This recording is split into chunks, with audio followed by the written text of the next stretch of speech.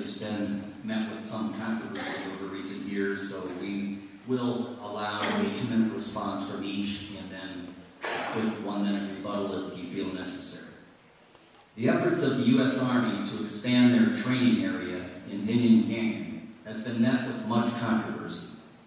What is your stance on this issue, and what is your opinion on the federal government using eminent domain to acquire the needed property? We'll start with you, Mr. Case. Thanks. I'm really proud of my track record fighting on the Pinyon Canyon issue.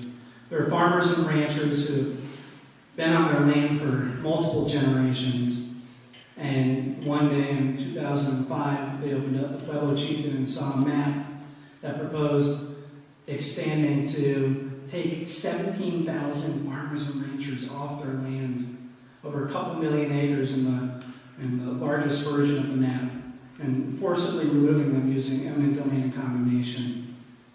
When I was in the State House, I ran a bill in a bipartisan fashion with a Republican Senate sponsor to make it a lot harder to expand Pinyon Canyon. We locked up all of our state landlord land that encompasses Pinyon Canyon, so that if the federal government tried to use eminent domain and condemnation, force people off the land, they can get a contiguous piece of property because we locked it up. This is a position that I'm proud to have stood strong on and have pushed for a permanent ban on the expansion of Pinyon Canyon. When Congressman Tipton was asked that question a year ago, he said he didn't know if he could support a permanent ban. A year ago, when the temporary funding ban was up again, at the very last second it was taken care of. We need someone who's going to be a strong voice for those farmers and ranchers, not someone they have to worry about is going to waver. And that's one of the reasons I'm so proud to be running to represent this district.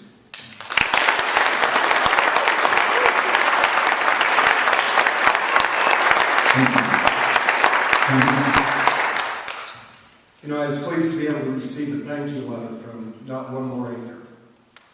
For taking the stand, to be able to stand up for private property rights, to be able to successfully get through without any assistance the funding dad not once but twice during my congressional career.